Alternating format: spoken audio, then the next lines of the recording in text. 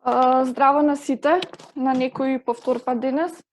Добродојдовте на денешната презентација на инвентарот на стакленички гасови за секторот транспорт и отпадот од овој сектор во рамките на проектот Трет двогодишен извештај за климатски промени. Инвентарот е изработен од страна на МАНУ и локални консултанти во рамките на проектот, а проектот го спроведува Министерството за животна средина и просторно планирање со техничка и финансиска поддршка од UNDP и ГЕФ. Моето име е Петранка Бончева и дел сум од CBIT проектот на UNDP и Министерството за животна средина.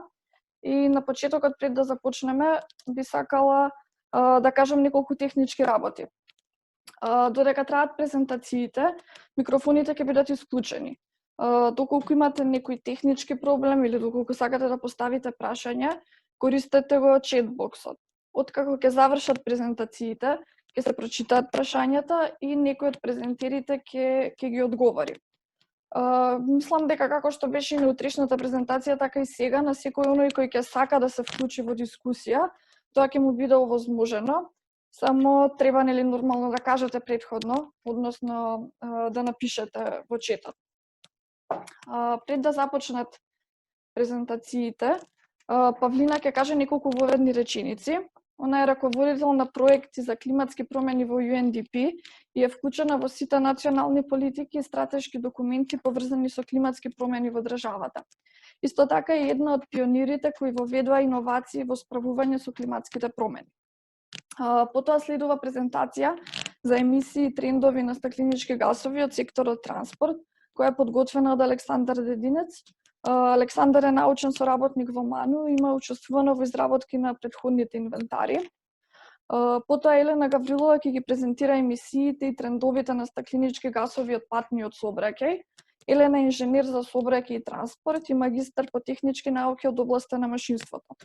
Поседува долгогодишно искуство во подготовка на податоци за инвентари на стакленички гасови и е водечки ревизор за инвентари на стакленички гасови на UNCCC. Во моментов исто така ангажирана како заменик раководител на проектот за подготовка на долгорочна стратегија и закон за климатска акција. Потоа ќе следи презентација од Верица за емисиите и трендовите на стакленички гасови од отпадот од овој сектор, односно од секторот транспорт. Верица е научен соработник во Истражувачкиот центар за енергетика и одржлив развој при МАНУ. Има долгогодишно искуство во изработка на инвентари на стакленички гасови, моделирање и анализи на мерки за ублажување на климатски промени, учествувала во изработка на повеќе национални извештаи за климатски промени и исто така е дел од тимот на МАНУ кој е одговорен за моделирање на енергетскиот развој со моделот Маркал. На крај, Александар ќе презентира и студијата за секторот транспорт, заедно со анализа на политики и мерки. Мислам дека тоа е доволно за почеток. Може да започнеме. Пале, имаш збор, повели? Може ли share screen само? Да. Ајде.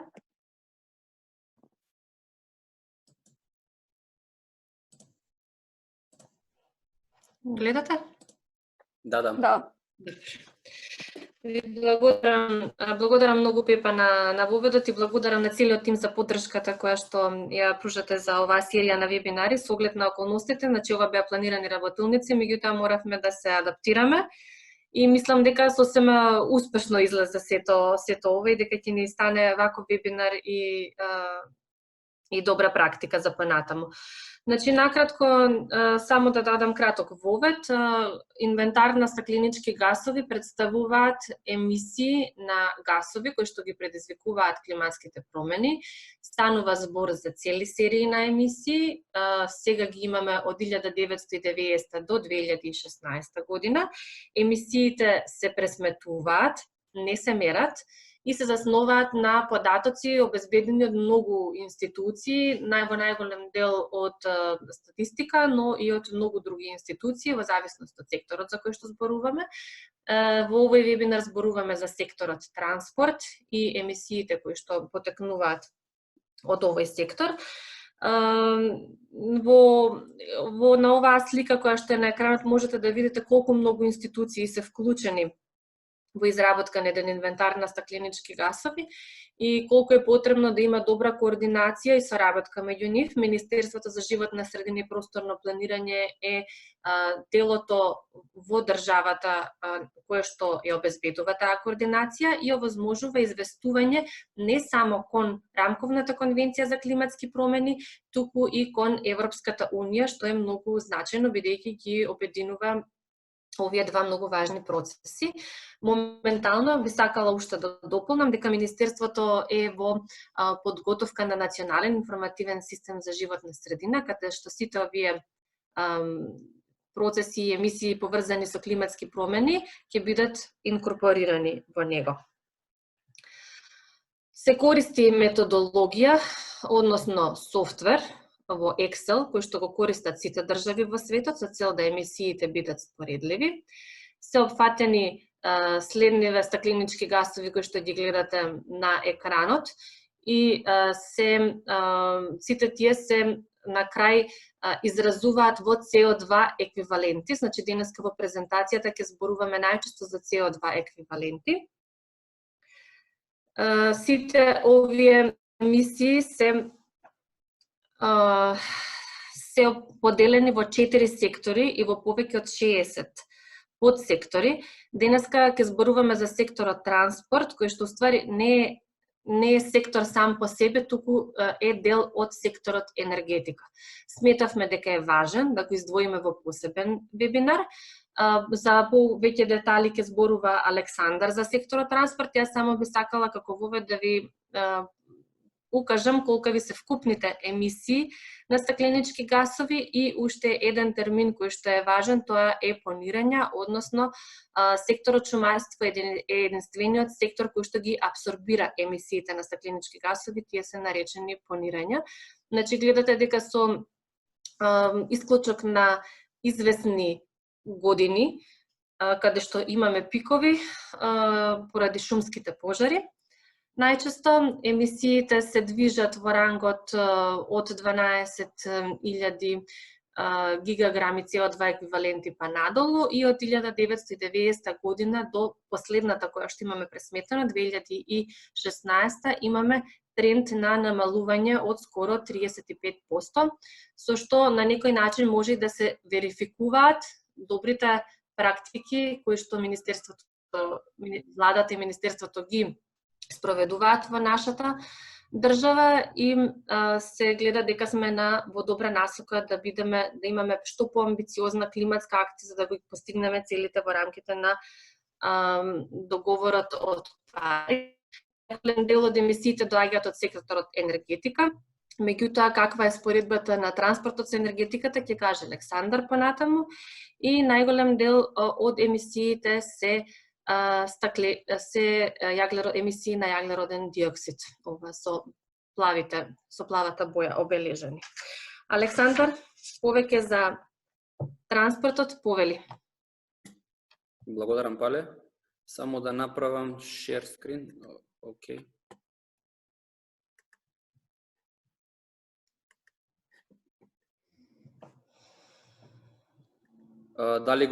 Дали е во ред, дали се гледа? Да, само направи така. Океј. Добар ден на сите, за некој повтор пат.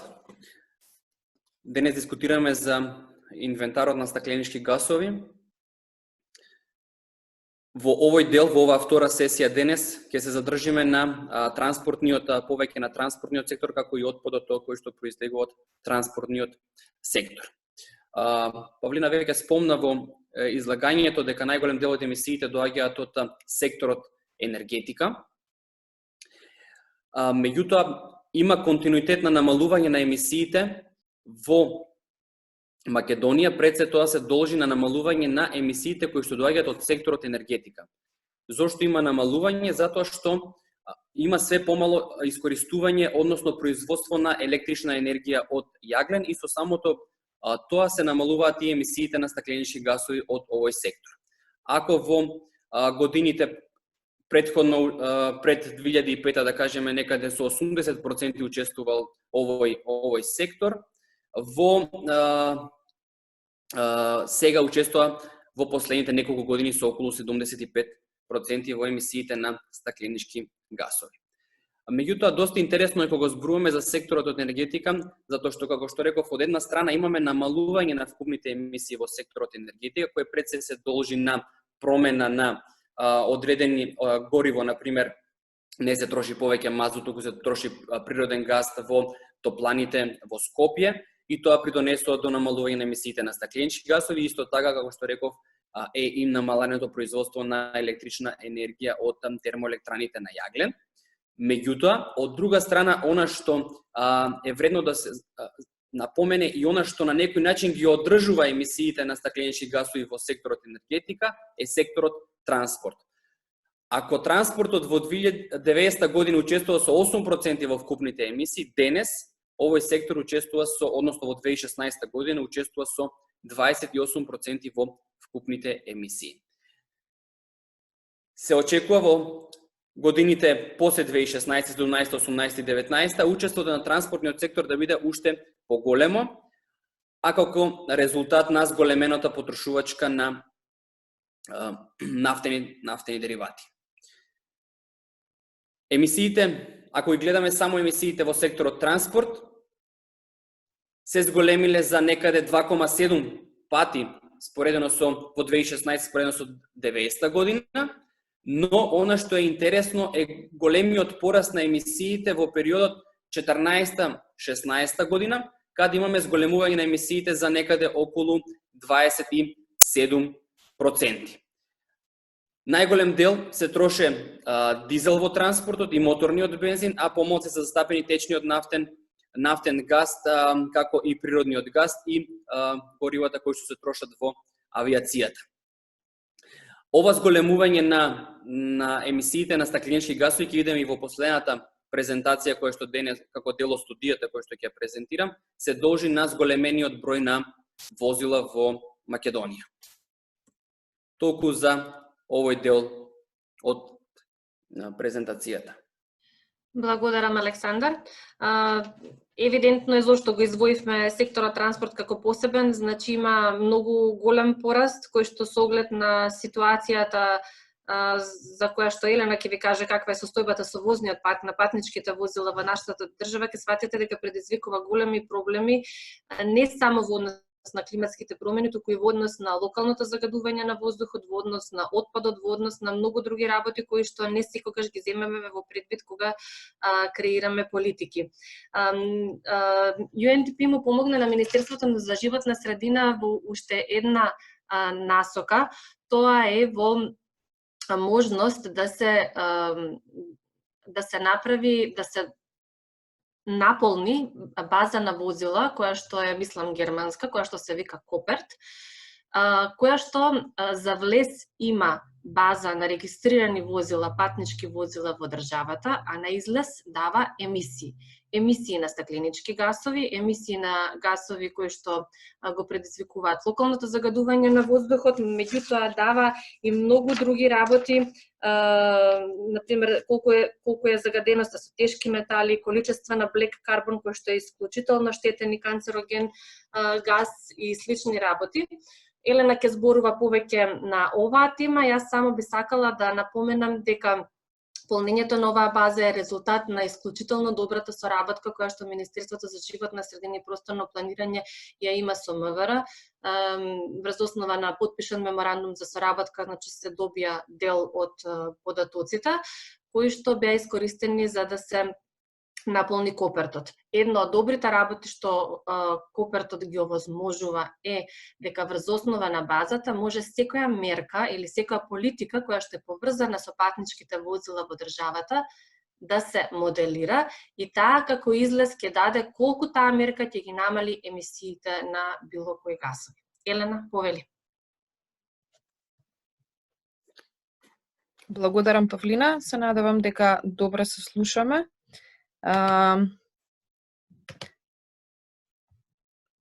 Еве го мојот екран, се надевам сега дека сите може да видите. Значи вака, овој инвентар на емисии од патниот сообраќај во Македонија се однесува само значи на емисиите што се добиени со користење на Куперт моделот и за периодот 2014-2018. Поради тоа што Република Македонија нема податоци, тоест има подетални податоци за возниот парк, но нема до 90-та година како што ни е нашиот национален инвентар на стакленички гасови. Поради тие причини само за последните 5 години е направена оваа подетална анализа или Tier 3 пресметка на емисиите од патниот сообраќај. Елена, направи само превју тема. Направив, не знам дали ме гледате. Не, ако не остави вака како што е, па ќе ги гледаме следовите. Full screen направи, full screen. Само малку да видиме. Не знам зашто не. Еве, не, само секунда. Не сака со F5. Еве, Добро, еве го. Доцни малку веројатно. Значи, главна цел на задачата беше да се пресметаат емисиите по Tier 3 методот, како што кажав, да се идентификуваат категориите и подкатегориите на возила кои имаат најголем удел во емисиите, со цел да се идентификуваат вистински политики кои можат да придонесат кон намалување на емисиите на стакленички гасови и емисиите на останати полутанти, да се изработи листа на препораки за собирање на релевантни податоци и институционален сетап како тие податоци би циркулирале и да се пренесат искуства и знаење, да се направи, да се работи на капацитетите на Министерството на животна средина, тоест на центарот за Македонскиот центар за информации. Значи, како што кажавме, Куперт методологијата е досега најпрецизната методологија за пресметка на емисии од овој сектор и во исто време е компатибилна со IPCC прирачникот од 2006 година, што значи дека овие емисии можат да се употребат во националниот инвентар на стакленички гасови. Еве како вовед само да бидеме свесни каков е возниот парк на нашата држава и што може да очекуваме според тоа и од емисиите. Значи, средната старост на патничките возила кои работат на бензин е 99 година или Евро 2. Со дизелите имаме нешто подобра ситуација, зашто во последно време повеќето нови возила што се купуваат се возила со дизел мотори и нивната средна просечна старост е 2002 година или Евро 3 стандард. За плин состојбата е за жал уште полоша и средната просечна старост е 96-та. Бидејќи сите знаеме дека старите возила трошат многу и поради тоа луѓето што имаат постари возила неопходно им е да ги конвертираат на плин поради за да ја намалат потрошувачката на гориво и трошоците. Во однос на товарните возила, лесните товарни возила до 3,5 тони, значи тука нешто состојбата е подобра, но сепак тие се во бензинските дизел моторите спаѓаат во Евро 3 категоријата. Значи, тешките товарни возила, оние камиони со значи фиксни приколки, многу сме свесни дека полиците има и многу стари камиони, буквално од 60-тите години, и нивната просечна старост за жал е Евро 2 или 99 година, додека за влекачите кои што вршат меѓународен транспорт на стоки, тука се е подобра ситуацијата и просечната старост е 2007 година. Автобусите, значи, тие што работат на дизел, следната старост е 2001, нафтен газ и оние стари автобуси што сите ги знаеме од ЈСП Скопје и дел од стари автобуси за градски транспорт во помалите градови на компримиран нафтен газ, нивната просечна старост е 99 година, што е исто така доста, како да кажам, фрапантно и тоа е доста возен парк кој што е доста надвор од модерните технологии. Во однос на моторциклите, има, значи, постојат моторцикли што работат на мешавина од бензин и масло, и моторно масло, или така наречени двотакни мотори. Нивната просечна старост е 2005 и да напоменам овие мотори што и најчесто ги гледаме по улиците имаат доста голем удел во емисиите бидејќи кои се гаруваат и моторното масло и се доста неповолни за животната средина, додека моторите со помодерна технологија, нивната просечна старост е 2008.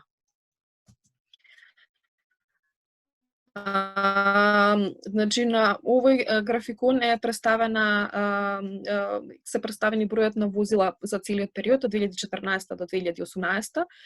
И како што можеме да видиме, најголем број од возилата во нашата држава се патнички горива кои работат на бензин и на нафта и дизел горивата, со тоа што очигледно е многу видливо од овој тренд дека бројот на бизниски возила се намалува, патнички возила, додека бројот на дизел возила се зголемува.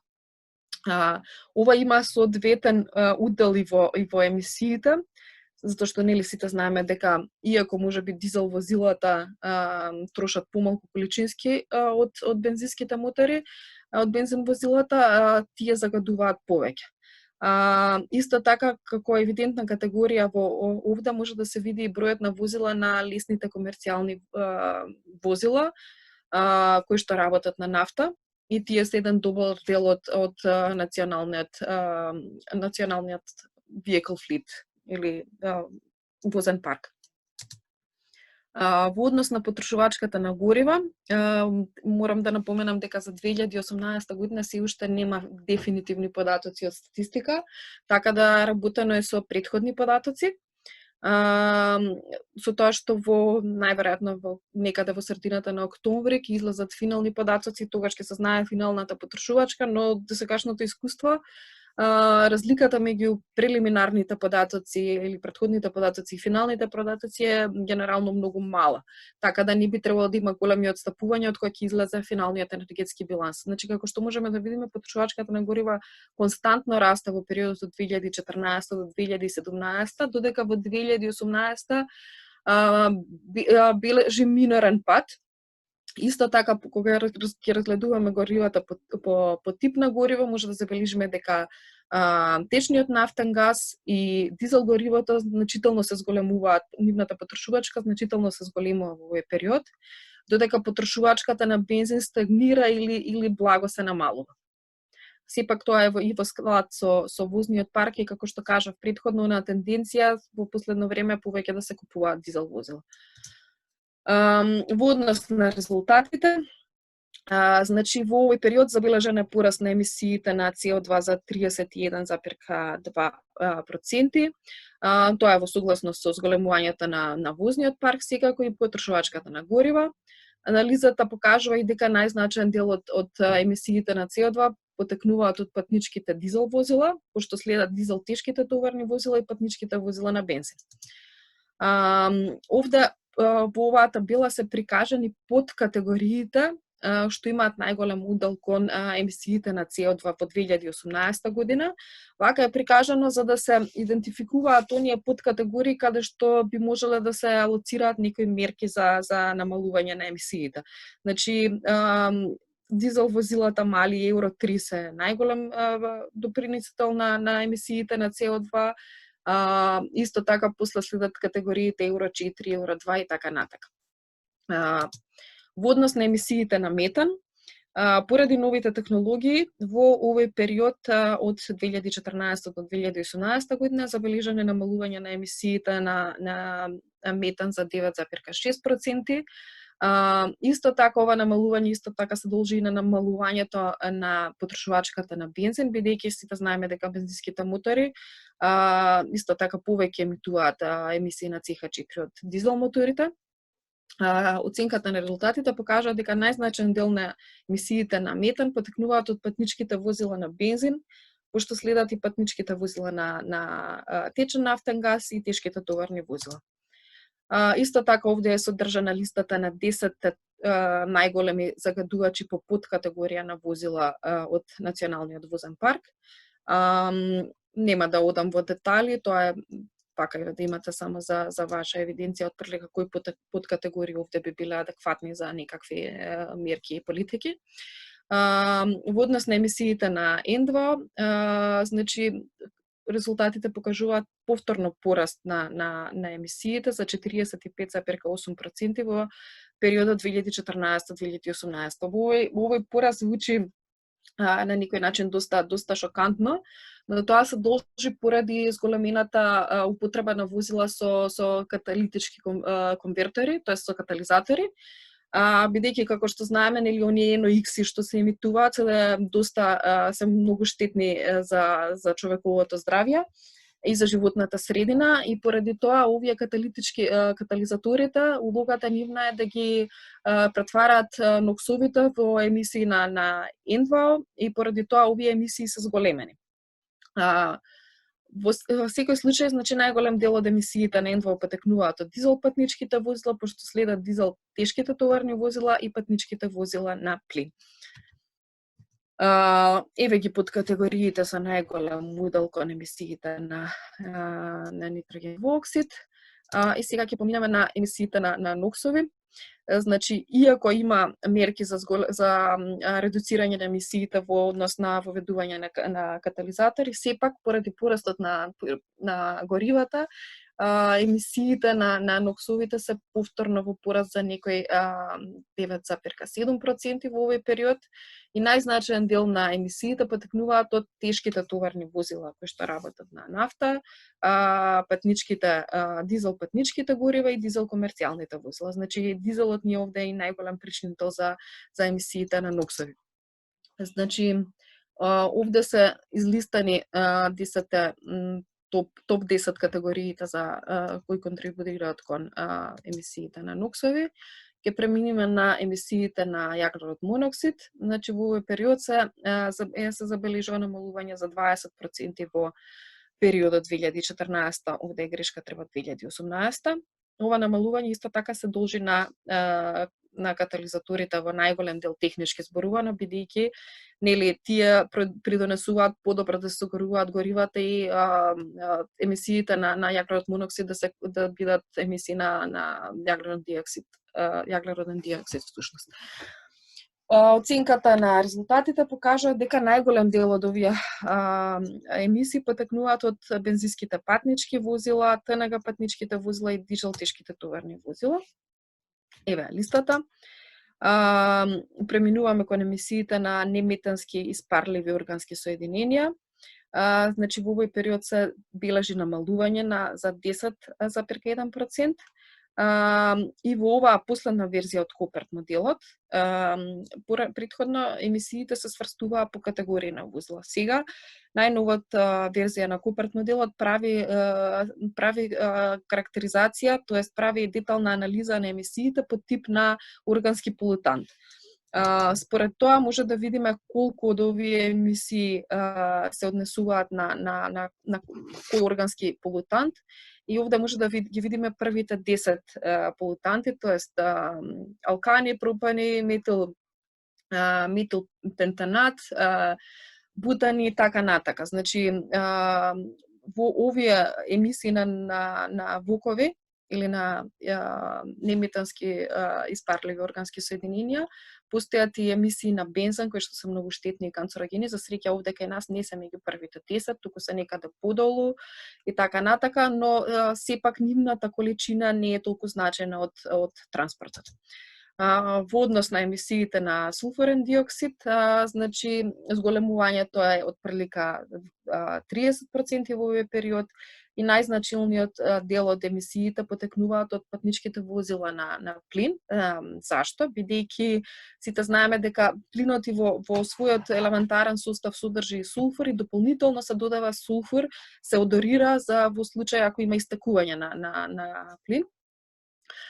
Пошто следат, значи, во таа категорија на најголеми допринесувачи или на сулфур, дизел патничките возила и дизел тешките товарни возила. Исто така, бидејќи знаеме дека и дизел горивата содржат висок процент на сулфур. Значи, еве ги првите 10 категории на придонесувачи на сулфурен диоксид. И од овде преминуваме на емисии на PM10.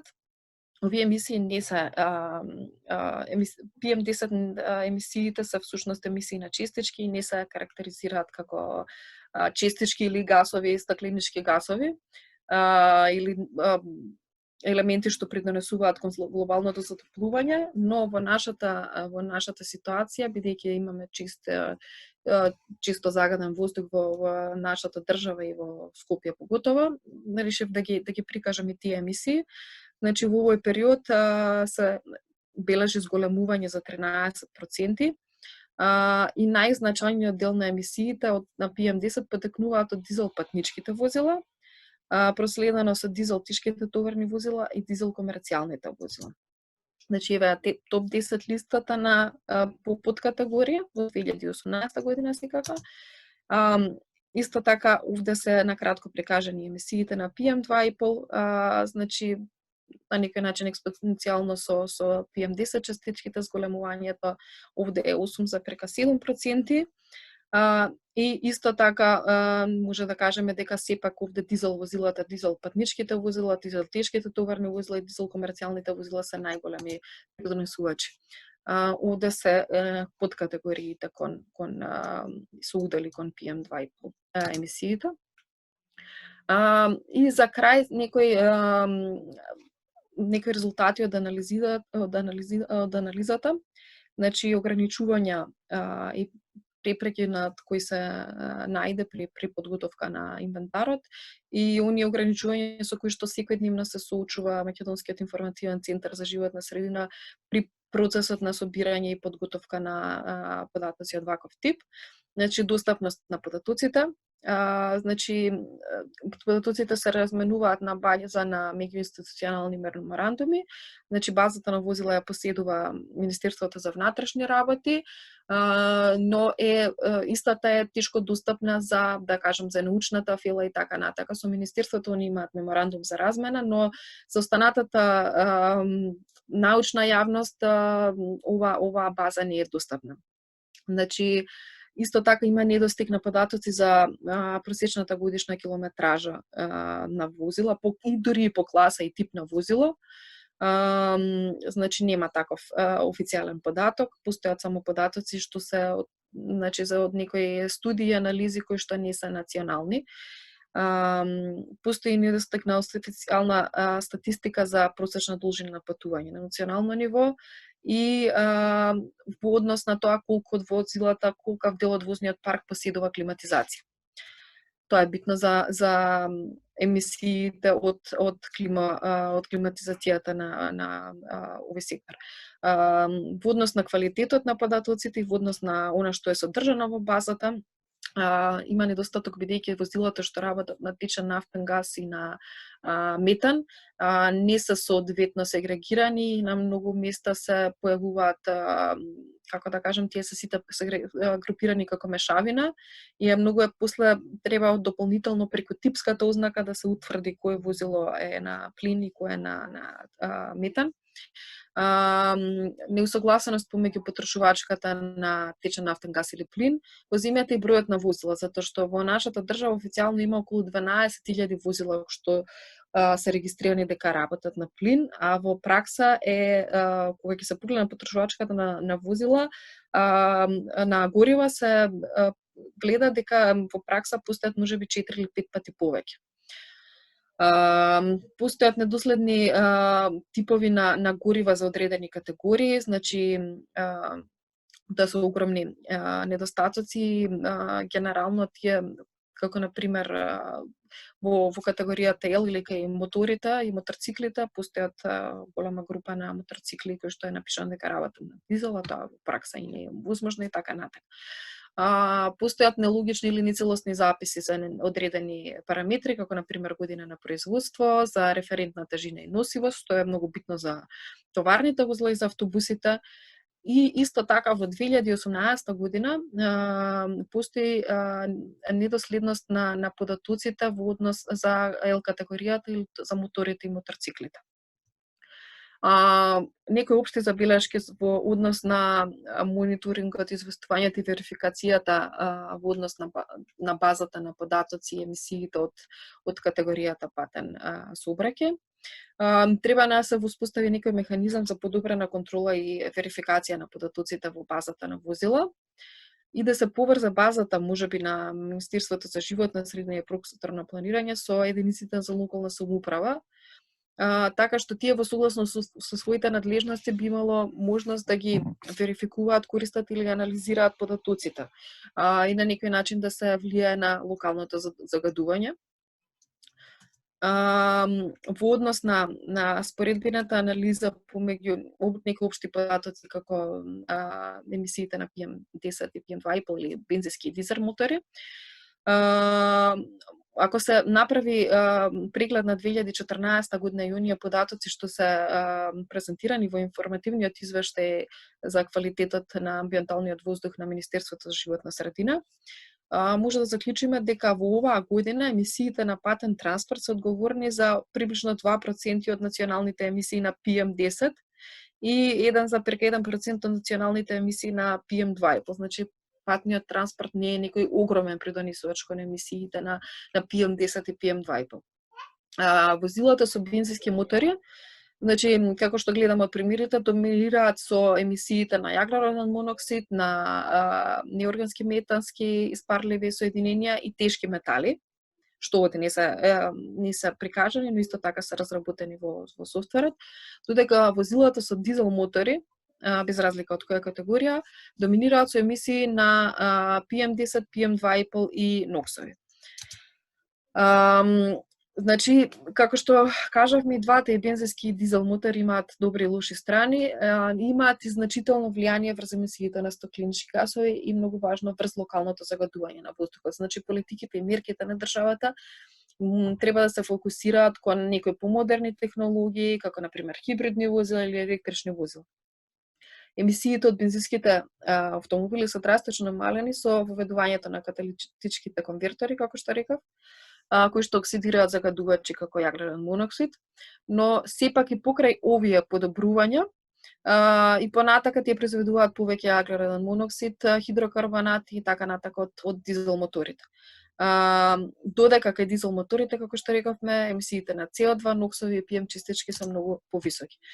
Ова е само една споредбена анализа на просечни емисии по патник. Ова се работеше пред 3 години, многу најдов во компјутер беше и мислам дека се уште релевантно и интересно да се погледне.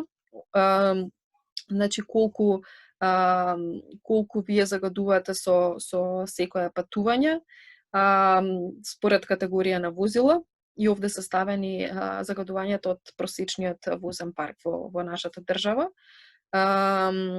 И може да ја видите разликата од мало возило до поголемо или субвозило, исто така во однос на горивата и во однос на моторите или најдобро велосипед или пешки. Со тоа би ја затворила оваа презентација. Ви благодарам на вниманието. Благодарам, Елена. Пепа, дали ќе може да го споделиш? Само момент.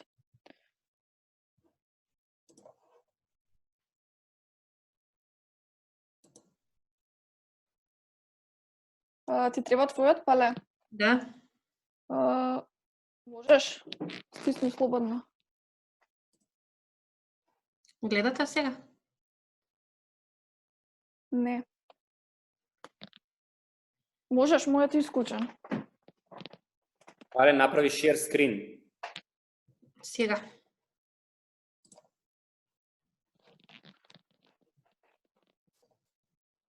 Варете сега, така? Да. Добро. Клучни работи од твојата презентација, тоа е дека податоци имаат грешки, имаат недоследности, но може да работиме на нивно уточнување и подобрување и дека тие податоци можеме да ги користиме и треба да ги користиме сите институции во креирање на националните политики кои што се поврзани со патничкиот транспорт. Копертот може да се користи како исклучително добра алатка, например, ќе се издаваат, ако се уште се издаваат налепниците кои што се планираат за возилата при донесување на разни политики, така да апелирам до сите да ги користите овие алатки кои што се подготвени. Можам да исто заклучам дека се издвојуваат неколку категории на возила кои што би требало МВР например дополнително да даде информации поврзани или да ги сортира информациите што ги дава до Министерството за овие категории. Тоа се дизел возилата, особено патнички дизел и дизел комерцијални. Мислам дека може да се добијат интересни анализи ако посебно се разгледуваат овие возила. Александар можеби ќе спомене нешто подоцна во неговата последна презентација. И исто така мислам дека е многу важно да се вклучи и родовиот аспект во целата оваа приказна. Ќе ви кажам зошто. Значи, кога бидовме колков процент од собствениците на автомобилите се жени. Од МВР добивме информација дека само 15% на жени во Македонија се собственици на автомобили. Овој процент за Скопје е малце поголем и достигнува до 21%. Меѓутоа, ако кај нас, значи, најчесто мажите се таа целна група што треба да ја убедиме дека наместо да купи вакви големи дизел автомобили, треба да купи можеби помали и поекономични. Ако имаме информации од базата која што ја има Министерството за внатрешни работи во однос на родот, значи да дава уште информација за родот, би можеле да направиме анализи, например, дали жените купуваат понови возила, дали жените купуваат какво е однесувањето, да ги креираме политиките за да ја убедиме таа целна група да направи промена на возниот парк. Особено затоа што кога се спомне електрично или хибридно возило, сите мислат дека станува збор за многу пари. Значи, веќе има возила кои што и за нормална цена може да се купат. Александар е еден од ретките кои што има електрично возило, кој што не чини многу, а кое што за низ град па и за понатаму е сосема доволно. Еве чисто како и за размислување, ова е едно од поновите објави за ново возило на Citroen, кое што треба да излезе сега во 2020, кое што ќе чини само 60 евра, електрично возило. И го нудат со по ниска цена, например од 20 евра за месечна рата. Значи веќе технологијата напредува. Ние ќе имаме многу достапни возила и по нормални цени, треба да најдеме начин како да ги убедиме луѓето место да купат големо.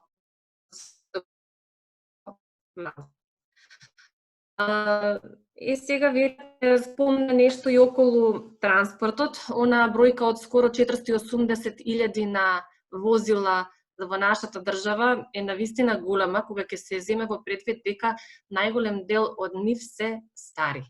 И од кај нас понатаму никој нема да ги купи, значи тие ќе треба да се депонираат, да се направи нешто со нив тука кај нас во нашава држава, за да не станеме, да не кажем, гробишта за возила.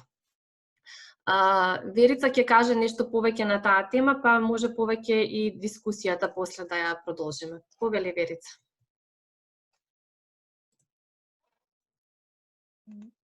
Фала, Пале.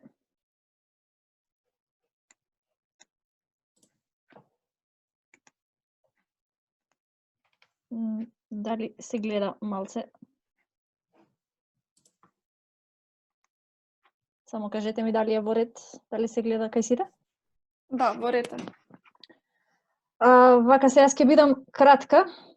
Причината за тоа сега е бидејќи во инвентарот на стакленички гасови во секторот отпад емисиите се претежно од 4 сектори кои речиси немаат врска, не речиси туку немаат врска со транспортот, тоа се од депонии за цврст отпад, од согорување и отворено горење на отпад, потоа од биолошки третман на цврст отпад и од третман и испуштање на отпадни води. Како што може да се забележи, најголем удел од емисиите се од депониите, кои во 2016 достигнуваат скоро до 78%, но релевантно е учеството и од третманот и испуштање на отпадни води во овие емисии. Она што за жал, не за жал, меѓутоа таква и методологијата на IPCC, се инвентарот на стакленички гасови во секторот отпад нема емисии кои се поврзани со транспортот. Таква е методологијата. Она што во овој сегмент на овој вебинар би сакале да на некој начин да го поттикнеме како за размислување или за дискусија денес, со оглед на тоа што слушнавме во претходните презентации дека голем број од возилата во Македонија се стари или за брзо време ќе застарат. Од презентацијата на Елена можевме да видиме тоа доста детално. Кај нас немаме податоци што се случува со возилата кога ќе измине нивниот животен век. Дали се депонираат, поточно каде се депонираат, дали се рециклираат, дали на некој начин старото железо се употребува, можеби не во секторот отпад конкретно, меѓутоа во другите сектори релевантни за емисиите на стакленички гасови, како секторот индустријски процеси. Друго што не поттикна тука за да го спомниме овој сектор е дали останува некаков отпад од нив кој некако би можел да влијае на емисиите на стакленички гасови, например од разладните уреди, од други остатоци од старите возила кои се оставени некаде, дали на депонија или да се било каде. Она што е спомнато овде дека се разладните уреди, инвентарот нуди можност да се внесат емисии од мобилни разладни уреди, односно од клима уреди кои се во патнички возила, меѓутоа и во возила кои се користат ладилници, товарни возила, ладилници. Меѓутоа, за жал, информации од овој тип, колкаво е количеството гасови кои одат во вакви разладни уреди, така наречени мобилни, нема кај нас. Добро би било да има такви податоци и методологијата каде што се внесуваат овие податоци нуди можност да се внеси и векот на траење на таквите, животниот век на таквите да речем возила или мобилни уреди кај кои се користат вакви гасови. Меѓутоа, за жал, како што скажав, немаме податоци, па добро би било на некој начин да се размислува и во таа насока да се обезбедуваат податоци преку Министерството за животна средина, Озон Юнит, која во функција таму и ги има податоците за увоз на вакви гасови. Така да на кратко е ова повеќе иницирано за дискусија отколку за некаква презентација од реални резултати од емисии. Благодарам.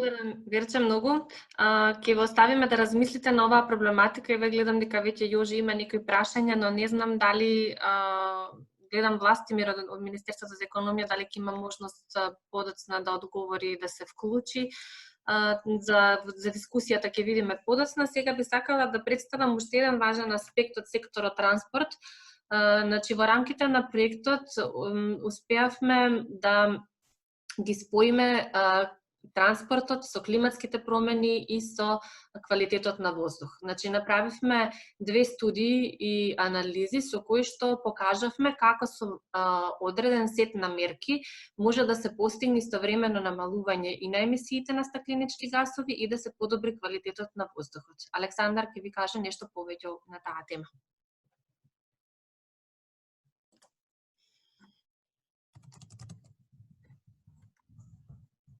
Благодарам, Вале. Само кажете ми дали се гледа? Да. Во ред.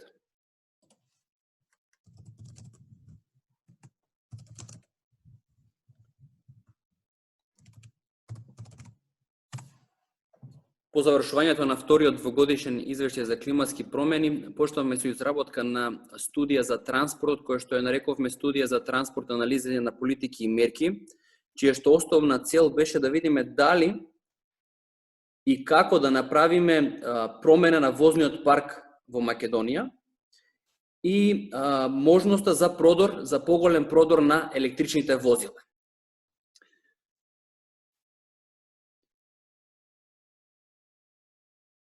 Студијата ја презентиравме во неколку наврати, меѓутоа, она што сакаме со оваа презентација дополнително да се истакне е што од она што ние го имаме таму предложено на некој начин веќе е имплементирано и што е она што е останато за да се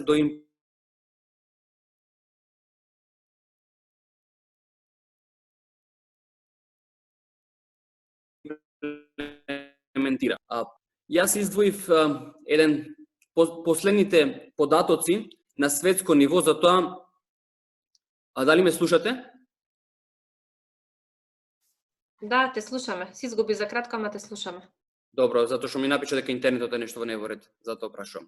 Значи, последните податоци ги извадив на светско ниво што се случува со електричните возила, односно кој е продорот на електричните возила во новите возила кои што се купуваат. Овде лидер е Кина, која што има некаде околу 4,5% од новите возила се електрични, додека во Европа и во Америка некаде околу 2,5% од новите возила во 2018 година биле електрични возила. Но она што е интересно е улогата на одредени европски држави, пред се на Германија и на Норвешка, каде што, например, во Норвешка над 20% од новите возила се електрични возила, додека во 46% се електрични возила, додека во Германија тоа изнесува некаде околу 3% од новите возила се електрични возила. Значи на европско ниво предводник е Норвешка во делот на електрични возила, а имаат и голем број на мерки со цел да се поттикне користењето на електричните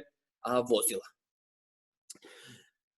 Ако споредиме со ситуацијата во Македонија, сега каква е ситуацијата во Македонија, имаме една комплетно различна слика. Имено, до 2009 година, ево во 2009 конкретно, сме имале некаде околу 13.500 увезени возила, од кои што 10.500 возила биле нови возила кои што биле увезени. Меѓутоа, со промена на законската регулатива во 2010 година, имаме комплетна промена на возниот парк, односно на возилата кои што се увезуваат во Македонија. Во 2010 година се увезле некаде околу 58.500 возила, од кои што 51.400 биле половни возила. И така во континуитет имаме зголемување на увозот на половни возила, а додека се намалува увозот на нови возила. Најлоша година е 2014 година, кога само 3.000 нови возила се увезени во Македонија. Или ако во целиот период го погледнеме, некаде просекот во Македонија е дека 32.000 возила на годишно ниво се увезуваат, од кои што над 80% се половни возила. И тоа е оној проблем кој што и претходно го кажаме, што понатаму со отпадот кој што останува од овие возила. Ако погледнеме по структура какви ни се возилата, некаде околу и тоа и од презентацијата на Елена може да се види дека најголем дел се патнички возила, односно 87% се патнички возила, од кои што во последно време имаме изедначување на дизел и на бензинските автомобили, односно од 2011, ако ги гледаме податоците, постепено имаме зголемување на бројот на дизел возила, што значи дека сите возила, односно најголем дел од возилата кои што биле увезени како половни возила, биле дизел возила.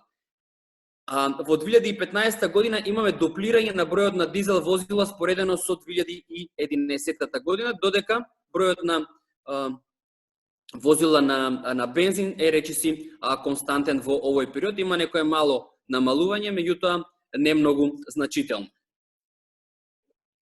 Зошто транспортниот сектор го избравме како посебен сектор за да го анализираме?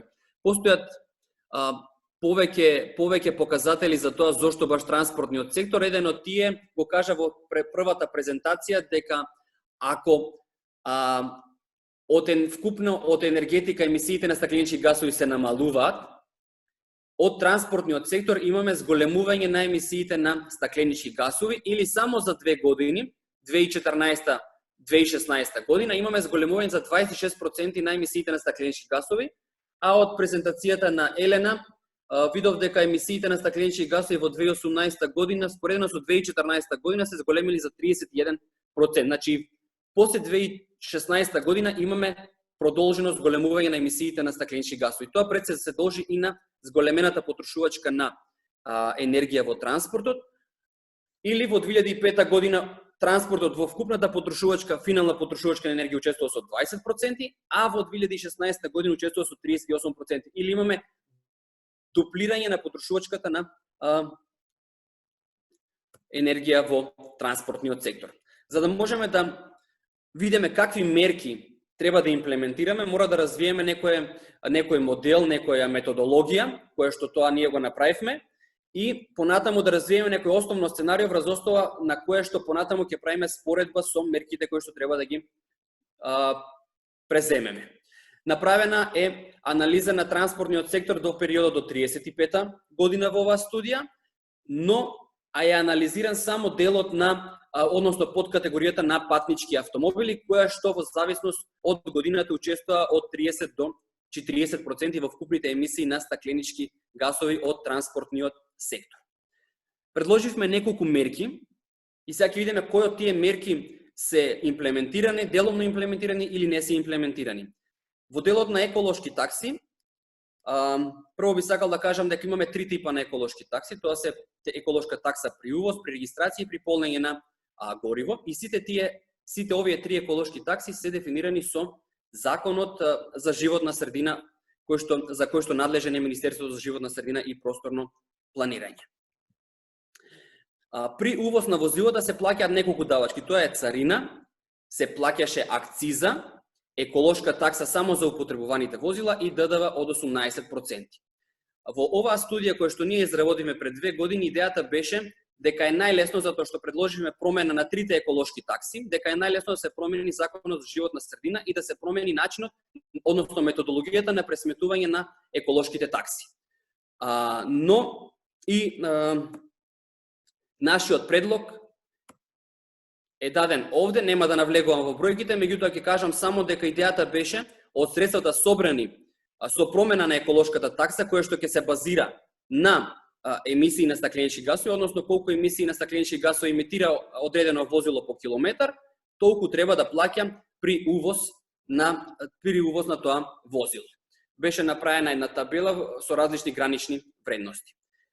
Пресметавме дека може да се соберат од 300.000 евра па до 8 милиони евра, особено во првиот период кога имаме се уште увоз на половни возила, да се соберат околу 8 милиони евра и сите овие да се искористат за субвенционирање на електрични возила.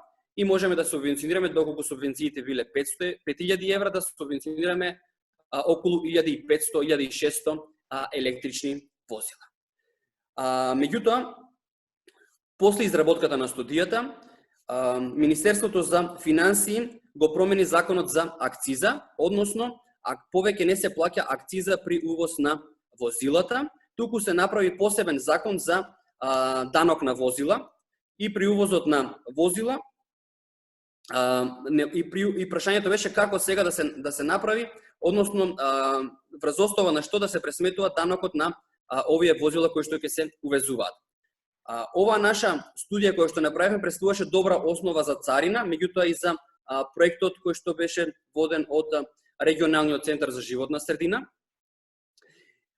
И направивме на некој начин спојување на она што ние го предлагавме, односно ние предлагавме да остане акцизата, но да се промени еколошката такса, а сега имаме равенка во која што одданочувањето на возилата и понатаму ќе биде данокот на возила и понатаму врз данокот на возила и понатаму ќе влијае вредноста на возилата, но се додава втора компонента која што ние ја предлагавме, а тоа е CO2, односно врз основа на CO2 по километар и одреден коефициент ќе се пресметува колку ќе биде данокот на возила. И ова е имплементирано во новиот закон за данок на возила. Понатаму, она што втората еколошка такса е при регистрацијата на возило, и ние овде предлагавме наместо сегашната методологија за пресметување на еколошка такса врз основа на мокноста на возилото, тоа да се прави повторно по она колку грама на CO2 се емитува возилото. На овој начин би можеле да собираме од 2 до 4 милиони евра и да субвенционираме од 400 до 800 електрични возила со субвенции од 5.000 евра. Регионалниот центар за животна средина продолжи да работи и на оваа еколошка такса, меѓутоа на крајот не се промени законот за животна средина. Се надеваме дека во брзо време ќе се промени и овој закон за да може да се имплементира оваа мерка. Што значи дека оваа мерка од предложените се уште не е. Уште една мерка, а тоа е еколошката такса на горивата. Моментално таа е многу висока. Например, за моторниот бензин изнесува 0,08 денари по литар, а за дизел е дури да кажам субвенционирање, затоа што е пониска од моторниот бензин и таа изнесува 0,03 денари и овие не се променети од 2005 година. Или за да биде појасно, едно возило кое што поминува 10.000 километри годишно плаќа само 80 денари еколошка такса. Ние предложивме да имаме постепена годишна промена на оваа такса и да се зголемува. Прво да имаме изедначување на дизелот и на бензинот и постепено да се менува и да достигне до 2 денари во 2035 година, со што на овој начин би можеле да собереме од 2 до 10 милиони евра и да се субвенционираат околу 2000 електрични возила.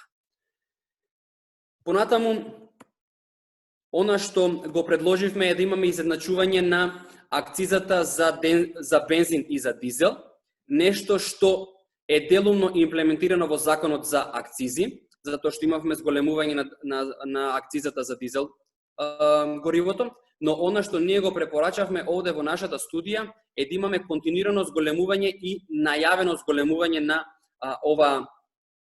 оваа давачка и да имаме изедначување до 2025 година, да имаме изедначување на акцизата за дизел и за бензин. На овој начин, оние дизел возила кои што сега се увезуваат, половните дизел возила пред се мислам, ќе може да се заменат со нови помали бензински возила или пак некои може да бидат заменети и со хибридни возила. Понатаму предложивме намалување на акцизата и данокот на додадена вредност при увозот на возилата, како и директно и индиректно субвенционирање на возилата. Она што е имплементирано е во новиот закон за возила, нема данок при увоз на електрични возила не се плаќа, односно тие се ослободени од данокот на возила.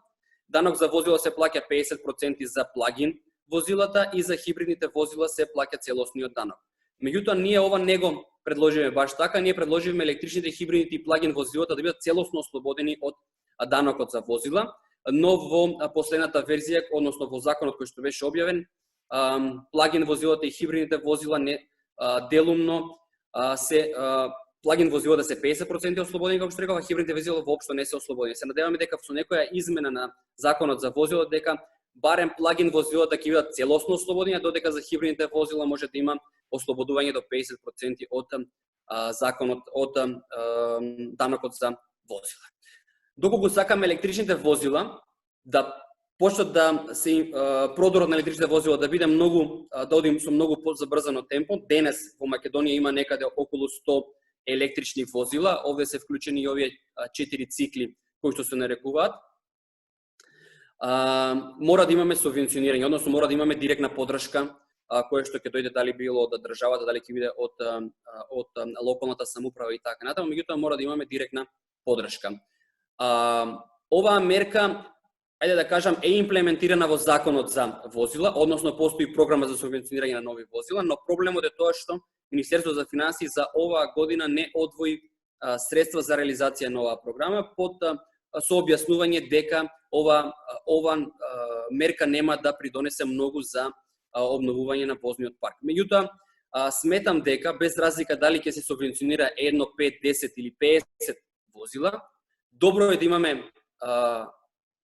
да се одвојат средства за реализација на оваа програма. Пред се испраќаат позитивни, односно сигнали на граѓаните во која насока ќе оди развојот на транспортниот сектор во блиска, но и подалечна иднина. И на крајот сите овие мерки ги спојавме во едно сценарио кое што го нарековме зелена паметен, во кое што до 2035 година би требало да има околу 40% електрични и плагин возила. Доколку се остварат сите овие политики и мерки кои што ги предложивме, гледаме дека некои делумно се веќе остварени, ќе имаме намалување на емисиите на стакленички гасови за околу 35%, споредено со на референтно сценарио, каде што не би преземале никакви мерки. Дополнителни придобивки од електрификацијата е тоа што можеме да имаме и поголем продор на обновливи извори на енергија, односно имаме интеграција на овие два сектори. Направивме анализа што би се случило доколку имаме 50%, доколку 50% од производството на електрична енергија доаѓа од обновливи извори на енергија и дојдовме до заклучок дека во 24% од часовите на годишно ниво имаме проблем со вишоци на производство на електрична енергија, односно внесуваме нестабилност во самиот систем.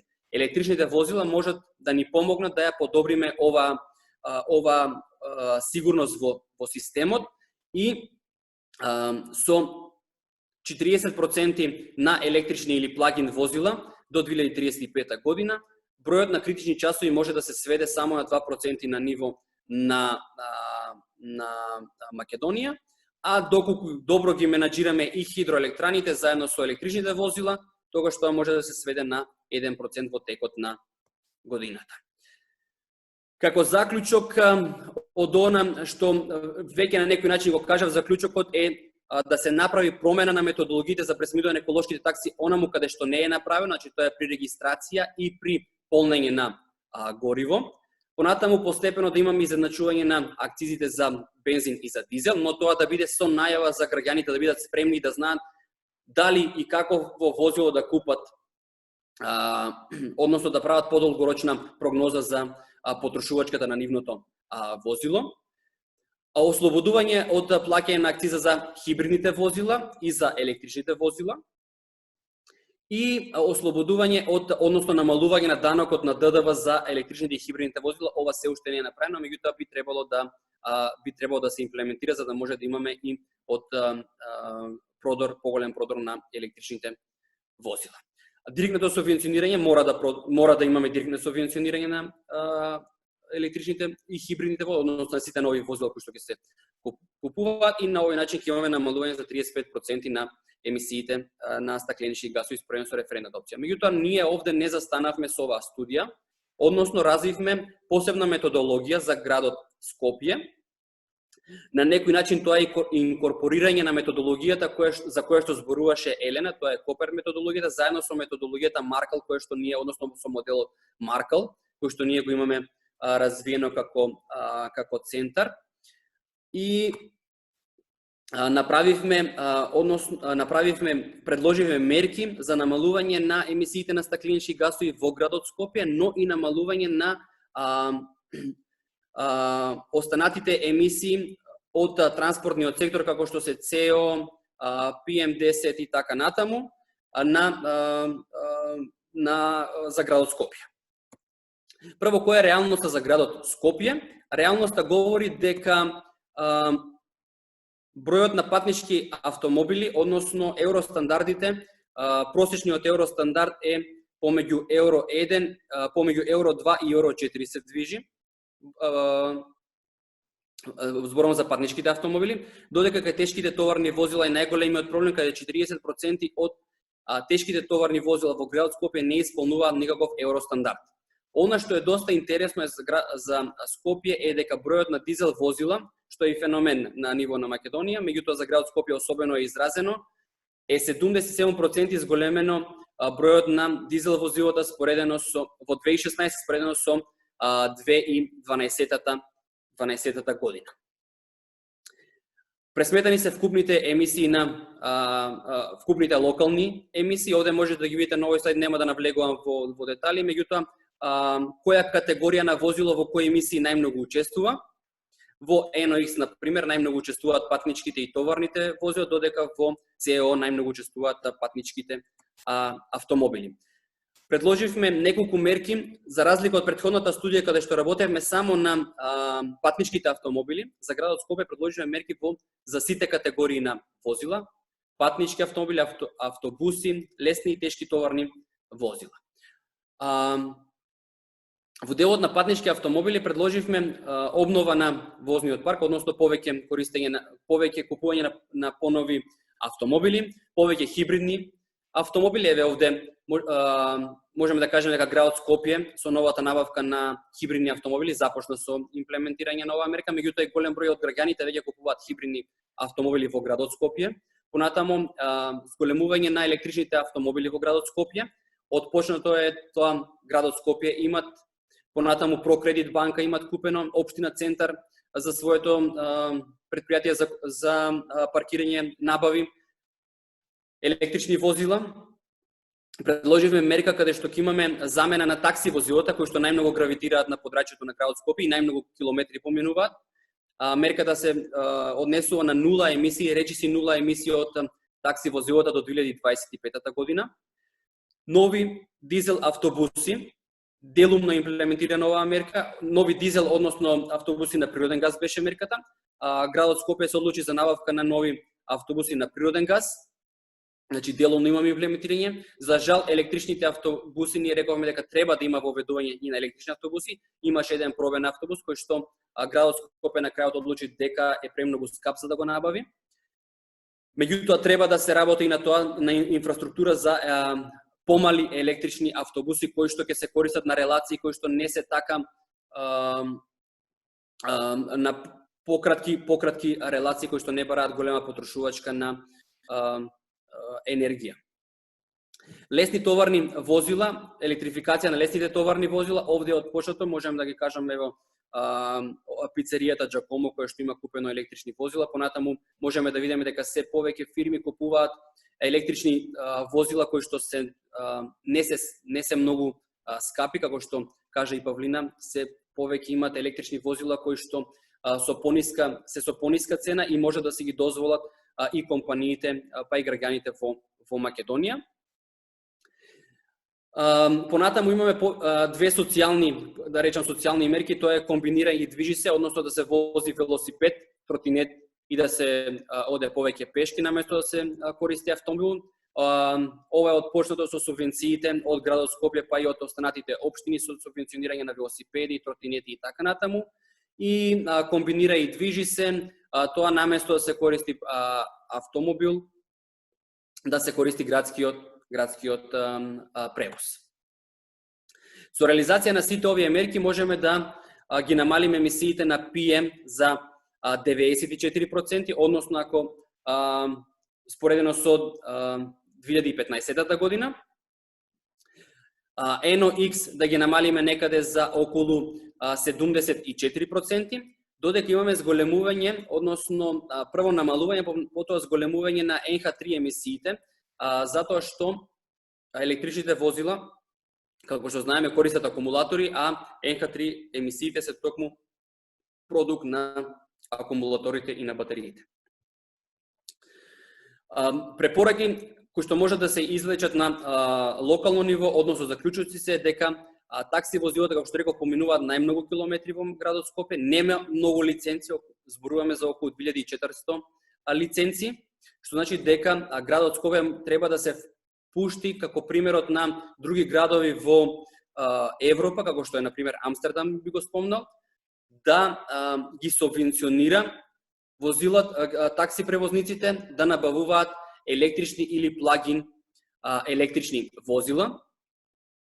Понатаму субвенции за купување, реков дека тоа е направено од градот Скопје и општините.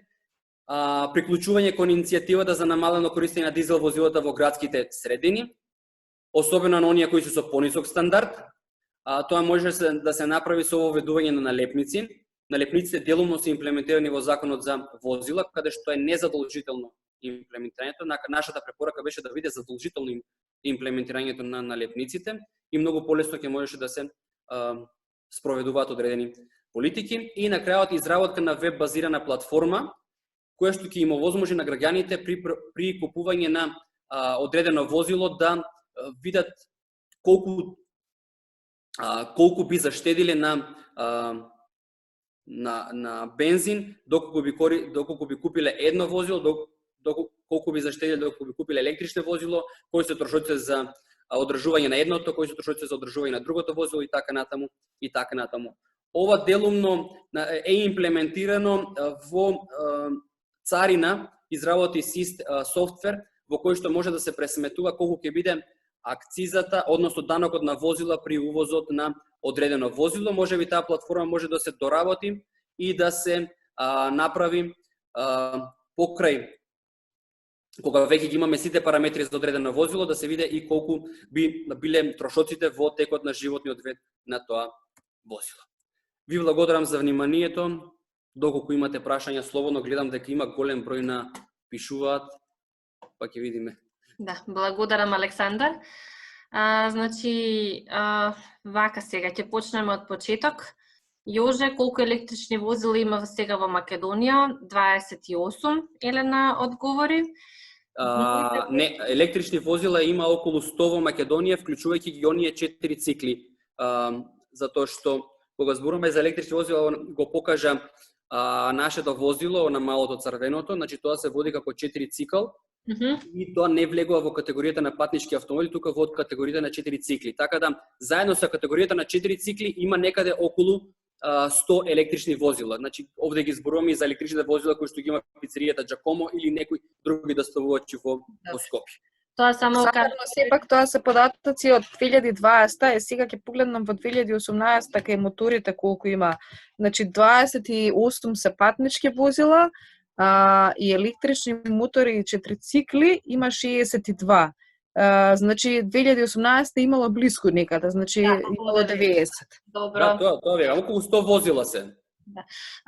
После Јожи има прашање каква е примената на новиот данок за возила, што битна со законот за налепници за возила. За жал немаме представник соодветен од Министерството за економија, од секторот транспорт, кој што би можел повеќе да одговори на овие прашања. Властимир е тука со нас, меѓутоа тој рече дека ќе треба овие прашања да ги достави до надлежните и дополнително да обезбедиме одговор на овие работи. Врската меѓу отпадот и транспортот е преку End of Life Vehicle директивата. Каква е примената кај нас на оваа директива и каде се носат старите автомобили за уништување? Дали Ана, мислам дека сакаше да одговори за ова.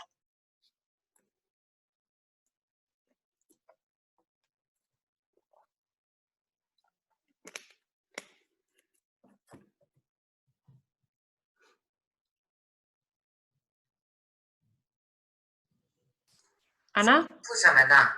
Гледам дека се уклучи микрофончето. Добар ден, уште еднаш еве на сите. За оние кои не беа во претходната група. Идејата ми беше да кажам нешто околу моментот ова директивата End of Life Vehicle, значи искористени возила, имплементирана е во нашиот закон. И имаме, можеби не 100% и не функционира 100% за жал, затоа што можете да видите еден куп каварисани или стари возила по улиците, но сепак се собираат. Значи ние издаваме посебни лиценци за компании кои што се викаат тие дозволи за складирање, третман и преработка на отпад на искористени возила, затоа што за нив имаме поинакви критериуми во однос на минимално техничките услови и се собираат, се селектира таму, се расклопуваат, се издвојуваат нели маслата, другите течности, хидравлични и така натаму. И најголем дел од каросеријата завршува како старо железо или во Максил или се извезува во државата. Имаме податоци за извезен отпад и за она што завршува во Максил. Тоа сакам да дополнам. Добро, благодарам. Такива има. Сакам да речам дека проблема е имплементацијата. Треба да опфати територија на целата држава, но најголем проблем им е транспортот, се разбира се тогаш на граѓаните, затоа што ќе треба на своја сметка тоа да го направат, за да го прекладат возилото. И некогаш е полесно и да го остават негде на нека улица или во некој парк. Добро. Друго прашање, во Копертот транспортот во кој тиер се спаѓа во пресметките? Значи денеска тука видовме два типа на пресметки на податоци од транспортот. Едниот беше во рамките на инвентарот на стакленички гасови. Значи, таму имаме емисии од 90 до 2016, а Копертот дава емисии од 2014 до 2018, затоа што тоа се годините за кои што Министерството за внатрешни работи му дало податоци на Министерството за животна средина и просторно планирање. Во рамките на овој двогодишен извештај се уште немаме направено, да кажам, мерџирање на овие два софтвери, тоа ќе се направи во следниот извештај. Се надевам дека до крајот на годината ќе имаме вкупни податоци и од инвентарот до 2018 година. Елена одговорила дека Копертот дава многу точни податоци, значи тука имаме дури Tier 3 на известување.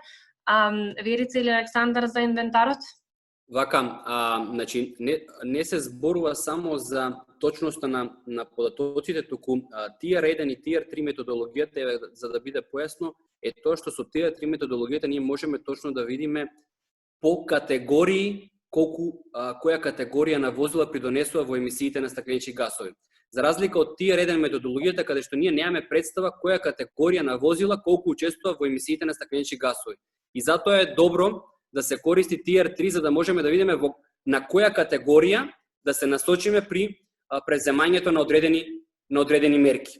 Значи, ние Tier 3 методологијата користиме и кај нас кога ги правевме моделирањата за што понатаму, така да во новиот инвентар, како што рече и ти, ќе се обидеме да ја имплементираме Tier 3 методологијата, меѓутоа треба да видиме што ќе правиме со периодот од 90 до 2015 година, за кој што немаме податоци, а треба цела серија да се направи. Добро.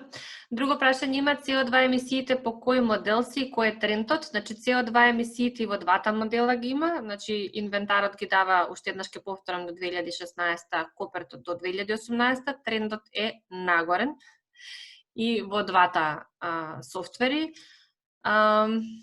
Од Маријан има некој коментар. Субвенционирањето на електрични и хибридни возила има дискриминирачки импакт, односно дава предност на оние што имаат повеќе можности, на данъчната политика не. Ова не знам како да го разберам, дали данъчната политика е добра или не, но ако сака Маријан може да се јави да објасни што сакаше да каже. Ќе го вклучам.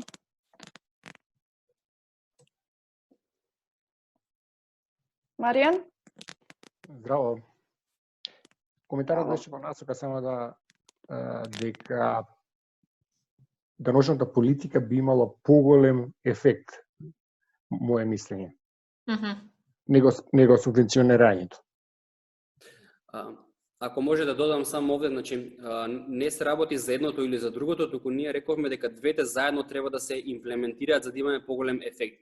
И како што реков, дали 1, 3 или 5 возила ќе се субвенционираат, важно е насоката во која односно сигналите кои што ги испрати владата кон граѓаните за што би се случувало со транспортниот сектор во блиска и подалечна иднина. Добро. Теодора има коментар дека во оваа насока може да се размисли за употреба на средствата за така наречена праведна транзиција во секторот енергетика, каде што транспортот е подсектор. Секако ова ќе се земе во предвид. Елена дава подобјаснување дека CO2 емисиите, добро тоа го кажав преска, дополнително е што Копертот се користи за државата да рапортира кон ЕУ, кон Европската агенција за животна средина, содржи многу повеќе податоци од инвентарот и пресметува поголем диапазон на емисии и на полутанти. Теодора, Копертот е примерна алатка за известување на локалното загадување? Не, значи со него може да се известува и локално и за националните емисии на стакленички гасови, функционира и во двата случаи и може да се користи и сумарно и поединечно, значи може да се издвои само еден газ кој што може да се известува, може за сите. Потоа со оглед дека повеќето емисии се зголемени наместо намалени, дали треба CO2 да планира преку пошумување? И дали има модели колку едно дрво планира и механизам секој сектор да пошумува? За тоа, ако сакаш да го слушнеш Јоже, и ќе има утре вебинар кој што се однесува на секторите земјоделие, шумарство и промена на користењето на земјиштето, така да тој е утре од 10 до 12, а можам да пратам линк, ако е уште некој заинтересиран да го слуша тој исто вебинар, може да споделиме. Значи, таму ќе има повеќе информации околу понорите. Дали во студијата за подобра интеграција на обновливи преку вклучување на електрични плагин возила на електричната мрежа се прикажани и заштедите кои државата би ги остварила, бидејќи во тој случај електричните возила ќе служат како еден вид оперативни резерви и автоматски се намалуваат трошоците за работа на овие резерви кои се најчесто од конвенционални извори. Доколку не се вклучени и бројки во однос на заштеди, сметам дека треба да се вклучат и тоа да го знаат креаторите на политики. Александар, дали можеш? Значи во студијата која што ја работевме не се вклучени, меѓутоа во стратегијата за енергетика се вклучени затоа што таму има неколку начини на ајде да кажам балансирање на самиот енергетски систем, дали тоа е преку регионален пазар, дали е преку транспортниот сектор и така натаму. Така да таму е вклучено во самата методологија се вклучени трошоците, односно придобивките кои што може да ги има и државата со воведување на овие електрични возила. Значи во зеленото сценарио вклучени се и овие бројки за електричните возила, така? Значи во сите три сценарија има електрични возила, но најмногу има во зеленото сценарио. Мислам дека околу 20%, сега не се сеќавам точно. Не е 40, добро, благодарам. Друго, Маријан има дополнителен коментар, дека мал дел од отпадот во овој сектор има економска вредност, поди на рециклирање, како отпадните масла, а добар дел од цврстиот отпад нема таква вредност, па завршува на нестандардна депонија, каде кога тие горат допринесуваат на влијанијата кон емисиите на стакленички гасови, а па и локално загадување. Мислам, дел од течните отпади се под контрола, како на пример рециклирање на течности за ладење, а друг дел, бидејќи нема економска привлечна вредност и пазарот за рециклирање, завршува во отпадните води. Со регионалниот систем на управување и контролирање депонии би се вовело контрола и во овој дел. Од Александр има коментар во однос на даночните политики и дека квалитет на воздух приоритет би бил подобар јавен превоз. Да, ова е веќе земено во стратегијата за Скопје. Даринка Митева, дали со Коперт методологијата се мерат емисии произлезени од триење на гумите, пневматиците, кои се 1000 пати поопасни од емисиите произлезени од штетните гасови од горивата. Како се регулираат кај нас овие емисии, дали воопшто има статистика за нив? Елена? Ти одговорила дека не може да ги... Да, подолу одговорив, има друг софтвер кој може да направи таква анализа, со тоа што би требало да се вметне и целата патна мрежа во софтверот, што е доста захтевно и исто така е голема пречка бидејќи овој софтвер не е бесплатен и е многу скап, значи од околу 4-5 евра, така да тоа е пречка за да може да се направи анализа од тој тип. Еве, јас би додал само овде во нашите анализи што ги правевме за градот Скопје се земени и овие емисиите од гуми, како и она што останува од асфалтот, од триењето на гумите со асфалтот, така да се вклучени и тие PM емисии кои што се создаваат. Дали, Александар, од каде земавте податоци? Дали би можеле да се или тие се некои дефолтни вредности? Да, тоа се дефолтни вредности врз основа на тоа колку километри се поминуваат возилата во градот Скопје и оние кои што влегуваат во градот Скопје, значи земени и емисиите од возилата кои што влегуваат во градот Скопје. Има емисиони фактори кои што покажуваат кое е триењето на гумите и врз основа на тоа колку има остатоци од триењето на гумите, но и кои се остатоците од асфалтот што се создаваат. Значи имаме тука и од гумите и од асфалтот емисии. Тоа е можно да се направи со дефолтни така, со тоа што пример Копертот како модел се селектира уште на почеток по која методологија ќе се работи, тоест по која методолошко ниво Tier 2 или Tier 3. И бидејќи е прецизно методолошкото ниво не доаѓа, не постои можност за естимирање со дефолтен емисионен фактор, но секако може и на друг начин со некој таков пристап, пака со дефолтни фактори да се пресмета. Добро, уште едно прашање има и мислам дека е толку. Со студијата за транспорт, која е изработена, кој стопанисува, дали раде на влада за интегрален пристап.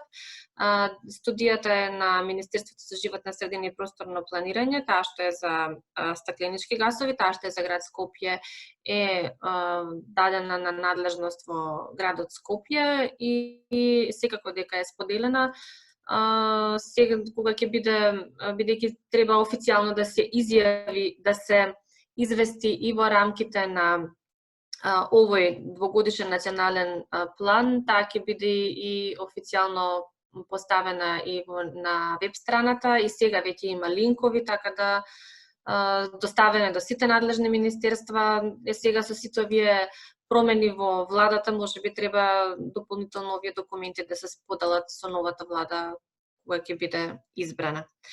Александра од Министерството за животна средина, емисиите од гуми се вклучени во нашиот инвентар, носат дефолт од гајдбук и потребни се национални фактори. Добро, ќе ви испратиме на сите денеска линки утре за земјоделие, па кој заинтересиран може да се приклучи. Ако нема дополнителни прашања, многу сакам да ви се заблагодарам на трпението и на дискусијата. Мислам дека вредеше да се изслушаат сите презентации, зашто навистина не само што има направено многу, туку се отвараат и многу можности за паметни политики на утрешнината. Мислам дека целата оваа ситуација со вирусот малце не измести од колосе, ќе ни покажа дека има и други начини и други работи на како да функционираме и дека можеби ќе не мотивира побрзо да ги имплементираме овие политики наместо да усвојуваме некои што се, да кажам, побезбедни. Голема благодарност до презентерите, голема благодарност до тимот и голема благодарност особено до Министерството за животна средина и просторно планирање за поддршката која што ни ја пружа во целиот овој процес и водството кое што овозможува да се реализираат и имплементираат овие политики. Имајте убав ден и ќе ви го споделиме дополнително линкот за вебинарот за земјоделие утре.